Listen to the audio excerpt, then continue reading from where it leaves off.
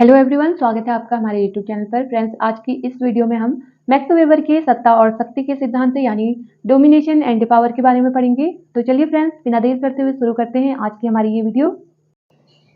सत्ता एक ऐसी स्थिति है जिसमें एक ओर शासक होता है और दूसरी ओर शासित या अधीनस्थ होता है। अधीनस्थ के लिए यह आवश्यक है कि वह अपने स्वामी के आदेश का आज्ञा पालन करे। मैक्स वेबर के अनुसार प्रभुत्व या सत्ता वह स्थिति है जिसमें स्वामी का आज्ञा पालन वे व्यक्ति या समूह करते हैं जो अपनी स्थिति को स्वामी के कारण मानते हैं। डोमिनेशन यानी सत्ता, जिसमें एक ओर शासक होता है और दूसरी ओर शासित। यहाँ पर शासक का मतलब किसी राजा महाराजा से नहीं है, बल्कि शासक का अर्थ है जिसके पास वैध शक्ति है, वही शासक है, यानी वही स्वामी कहलाता है। सत्ता और शक्ति वेबर द्वारा संरचित राजनीतिक समाजशास्त्र की केंद्रीय अवधारणाएं हैं। जब राजनीतिक शक्ति के साथ वैधता को जोड़ दिया जाता है तो उसे हम सत्ता कहते हैं। सत्ता को अंग्रेजी में डोमिनेशन कहते हैं, जिसे जर्मन शब्द हेरशेफ्ट से लिया गया है। जर्मन भाषा में हरे को स्वर यानी मास्टर कहते हैं।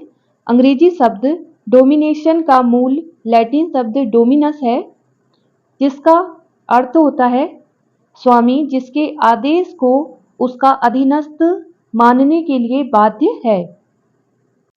मैक्स वेबर के अनुसार शक्ति को जब वैधानिक रूप दे दिया जाता है तो उसे सत्ता कहा जाता है। सत्ता को मानना अथवा इसका पालन करना एक ऐच्छिक कार्य है। सत्ता ही समाज में स्थायित्व का वास्तविक आधार है। सत्ता केवल राजनीतिक क्रियाओं अथवा परिस्थितियों तक ही सीमित नहीं है, अपितु सामाजिक जीवन के प्रत्येक पहलू में सत्ता क्रियाशील है तथा देखी जा सकती है। राजनीतिक तथा सामाजिक पहलुओं में अंतर केवल इतना है कि पहले में सत्ता इसके साथ जुड़ी हुई है, जबकि दूसरे में शक्ति तथा सत्ता का वितरण समान रूप से नहीं है। वेबर की सत्ता और शक्ति के सिद्धांत को हम दो उदाहरण के रूप में समझने का प्रयास करते हैं। पहला उदाहरण सत्ता के रूप में है। देखिए, जब कोविड शुरू हुआ था तो स्टेट के डीएम या अधिकारियों द्वारा ये आदेश दिए गए थे कि जिन जिलों में कोविड की संख्या ज़्यादा है वहाँ लॉकडाउन लगाइए। जिले के कर्मचारी अगर चाहते तो इनके आदेश को नहीं मानते, लेकिन सभी जिलों ने इनका कहना माना। क्यों? क्योंकि उनके पास एक अथॉरिटी है, प्राधिकार या प्रभुत्व है। अब दूसरा उदाहरण देखिए शक्ति के रूप में, कि आपके शहर में एक विशाल समारोह या फंक्शन है जिसमें लता मंगेशकर जी आती हैं।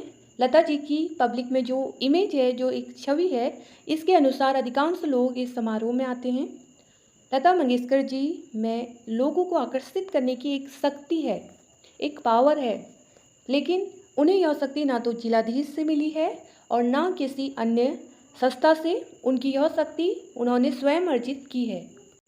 अतः शक्ति वह है जिसमें प्राधिकार नहीं होता, और जहाँ कहीं प्राधिकार है वहाँ शक्ति का होना अनिवार्य है। प्राधिकार का स्रोत राज्य का संगठन होते हैं, जबकि शक्ति के स्रोत स्वयं व्यक्ति या समूह में निहित होते हैं। इसका यह भी अर्थ हुआ कि प्रभुत्व और प्राधिकार दोनों अवधारणाएं एक ही हैं, दोनों में शक्ति होती है। जब राजनीतिक शक्ति के साथ वैधता को जोड़ दिया जाता है तो उसे सत्ता कहते हैं। वेबर के अनुसार सत्ता का संबंध शक्ति से है, वैध को ही सत्ता कहते हैं। सत्ता द्वारा ही सामाजिक क्रिया का परिसंचालन होता है तथा इसी के द्वारा समाज में स्थायित्व बना रहता है अथवा सामाजिक व्यवस्था का निर्धारण होता है। वेबर ने सत्ता को 3 श्रेणियों में विभाजित किया है, जिसमें पहली है तार्किक वैधानिक सत्ता, दूसरी है परंपरागत सत्ता और तीसरी है चमत्कारिक सत्ता। इसमें तार्किक वैधानिक सत्ता में वैधता का आधार व्यक्ति का पद होता है। परंपरागत सत्ता में वैधता का आधार मूल्य, आदर्श, प्रतिमान या परंपराएं होती हैं।